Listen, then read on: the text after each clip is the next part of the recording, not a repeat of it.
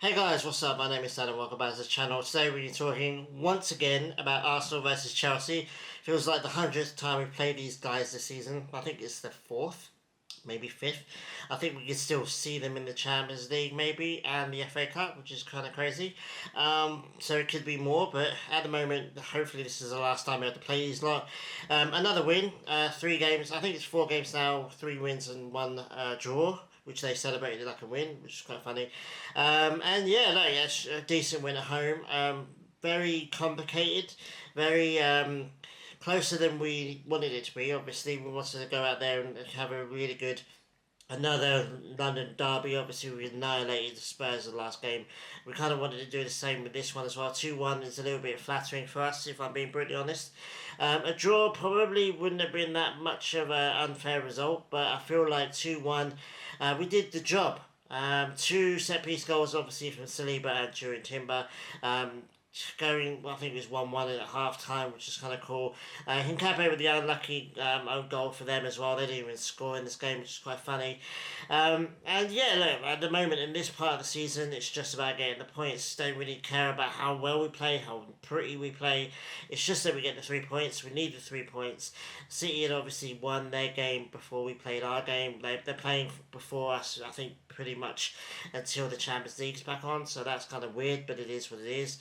Puts some pressure on us, obviously, because at the moment, it's obviously with this win, we're 5 points clear, but obviously before this game, we were 2 points clear. So the pressure is on us right now. City are doing all right at the moment. They're not playing brilliantly, but they're still getting unbelievably dodgy decisions going their way. So it looks like they're getting all the luck at the moment.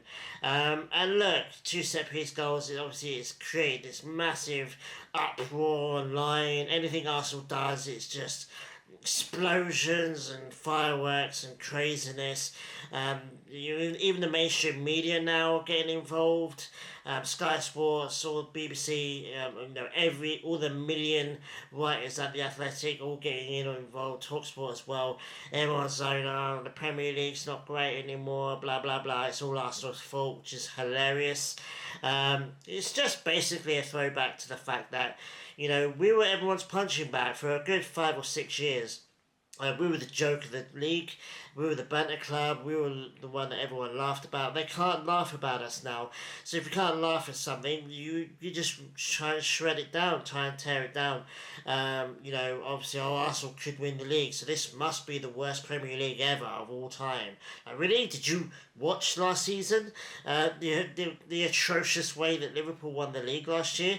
The atrocious way Chelsea won the league under Mourinho. The many examples of Alex Ferguson's Man United just destroying the league, but obviously winning it. They don't care. They didn't care. We won't care if we do win it. It's a massive effort at the moment. There's 9 games up to play. It's just kind of crazy. Everyone kind of goes weird when it comes to Arsenal. And like I said, I feel like it's because they just missed the banter era. We were their golden age, their golden era of banter club. Man United the banter club at the moment. Spurs the banter club at the moment. Chelsea as well. Rossini has been involved with Chelsea now for a few months, and he's already lost to Arteta 3 times, which is quite funny. But that doesn't really hit the same, apparently. It has to be Arsenal or nothing. So, but look, 2 set-piece goals, brilliant. The media will gaslight you into thinking that Arsenal fans hate the way we play, hate the fact that we score set-piece goals, is embarrassed by them. Couldn't be further from the truth, really. I love set-piece. I would love for every single goal that we score for the rest of the season in the league to be a set-piece goal. It would be absolutely fantastic. Having said that, it's a good baseline to rely on. And, if we're struggling like we did in this game, we're struggling to break teams down, we're struggling to score goals, create opportunities, falling back on a corner kick is brilliant, but it's not, it's not how you win a title. It's just a backup. We struggled against Chelsea. They came and played defensively really well. They had all the possession. We let them have all the possession. And yeah, like I said, we struggled to open them up. We we shredded Spurs in that second half, and we just couldn't do the same in this game. So fall back on what you know, and what we know is set piece, and we haven't even scored the most set piece. That's a hilarious thing. We scored two set piece goals, and everyone's coming out with articles. Oh, is it ugly now? Is winning the league ugly? Oh, blah blah blah. The day before, Liverpool scored I think a couple of set pieces themselves, and it's like, oh, beautiful way to win a game. Oh, beautiful big points and huge points. It's just naked obviousness right at this point.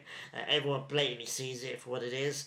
It's a little bit annoying. You can't go on Twitter now without being bombarded with just ridiculously stupid stuff that people are posting about Arsenal at the moment. It's quite funny, but having said that, look, we're just focused on trying to win this league. We're trying to stay in the position that we're in. Like I said, City are playing games before us every single week now. I think until the Champions League, like I said, so... we're playing tonight against Brighton. That's going to be a tough game. Their coach, I bloody hate their coach. I think he's the most irritating person ever. Comes up, but he's already come out with a couple of bangers about set pieces and taking ages from throw-ins. We do take a long time at throw-ins, but that's not planned. It's just because we're terrible at taking throw-ins, and we're terrible at moving around. The amount of times our players get the ball, take the throw, and they're standing there going, move then, make someone available for me to throw the bloody ball to. It is annoying. But it's not on purpose. We're not purposely winding the clock down. We're just inept at taking throw-ins at the moment. So we've got a new throw-in guy apparently, so hopefully he can sort that out. Look, like I said, we did what we needed to in this game. We were helped a little bit by the red card. It's not a Chelsea game without them getting a red card, really, is it? That's what you get when you play, a team full of 20-year-olds. They just can't keep their act together. Pedro Neto couldn't have happened to a better guy. 2 yellows, see you later. Martinelli got 2 yellows in the same time before. So everyone going, oh, I don't know when he got the first yellow card. It's blatantly there, mate. It was recorded live on television. It's just ridiculous. The amount of stuff that comes out against Arsenal is just weird. That's apparently an outrage, but Martinelli going yellow, yellow, red, bye. Apparently that was okay, but this is where the line's drawn. It's quite funny. But it is what it is. Like I said, it's a little bit... sounding like I'm ranting and I'm raving, but I'm actually quite happy. I'm quite in a good mood. We've got beating Chelsea down to an art form now, which is cool. We don't even have to play at our best anymore to get a win, which is good. It's a good sign. Obviously, battering Spurs as well, 2 London derbies. It could have been tough games, and we got 2 wins, which is what we needed.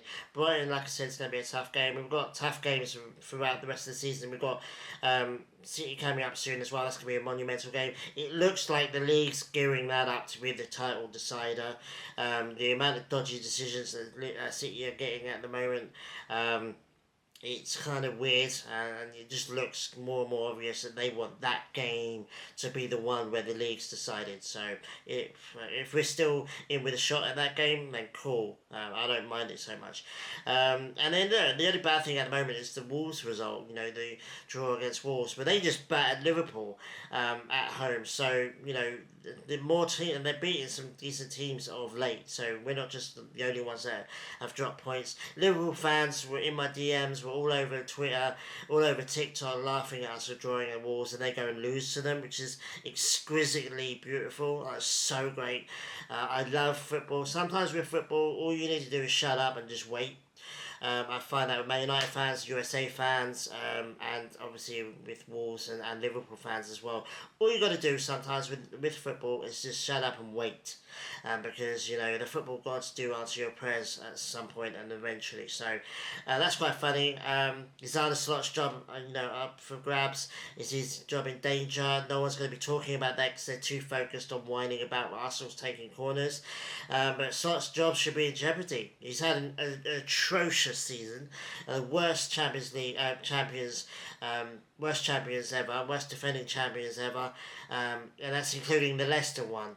They had a poor squad and Champions League, so they had an excuse. Liverpool don't have any excuse. Horrific team. just atrocious, and no one's talking about it because it's not Arsenal. It doesn't hit the same when it's not Arsenal, so why talk about it? But I feel like Slot's job's in jeopardy. I think if they get knocked out of the Champions League in the group, in the first knockout stage, and if they stay out of the European spots, then I really do feel like he could get sacked in the summer. But I think Xabi Alonso is still available, and he looks like the blatant next guy to go there. So maybe hopefully Slot can get a couple of wins and keep the job, because I think I'd much rather have Liverpool with Slot than Liverpool with Xabi Alonso. That's for sure.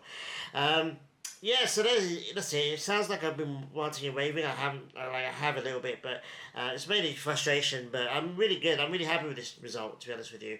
It was close. We did get a little bit of luck with the red card, but Pedro Neto's an idiot. He's a walking red card. He's always a bit of an idiot. Chelsea fans kick the crap out of us, do dodgy stuff all the time. Caicedo, how he didn't get a red card is beyond me.